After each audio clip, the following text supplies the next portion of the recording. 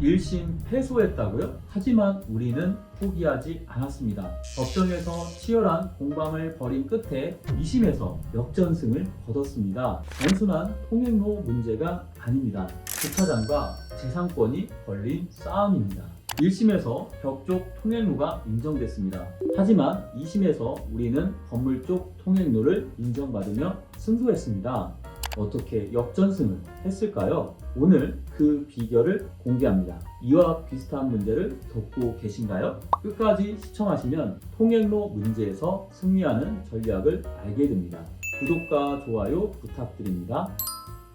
1심에서 원고는 3개의 필지와 건물 3개를 공동 소유하고 있었습니다. 그런데 일부를 피고들에게 매각하면서 남은 토지에 통행로 문제가 발생했습니다. 원고는 벽 쪽 통행로를 주장하며 소송을 제기했습니다. 1심에서는 원고의 주장이 받아들여졌지만 과연 이 판단이 옳았을까요?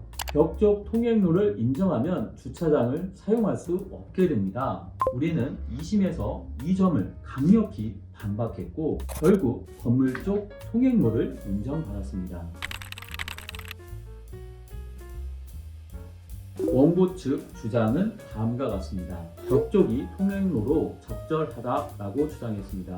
기존 통행로로 사용했으므로 그대로 유지해야 한다고 주장했습니다. 건물 쪽에도 주차장이 있으므로 문제가 없다고 주장했습니다. 이에 반하여 피고 측은 다음과 같이 반박했습니다. 벽 쪽 통행로는 재산권 침해다. 벽 쪽을 통행로로 인정하면 주차장이 사라진다 라고 주장했습니다. 주차장은 일반적으로 경계벽 쪽에 배치하는 것이 맞습니다. 벽 쪽 통행로를 인정하면 차량이 드나들 수 없어 주차 기능이 상실됩니다. 주차장은 단순한 공간이 아니라 부동산 가치와 직결된 문제입니다. 그리고 원고 측은 건물 쪽에도 주차 공간이 있다고 주장했지만 건물 쪽에는 전신주와 튀어나온 건물 구조 때문에 차량을 2대밖에 못 세웁니다 라고 주장했습니다. 이 주장은 법원에서 인정받았습니다. 법원은 최종적으로 건물 쪽 통행로를 인정하며 벽 쪽 통행로는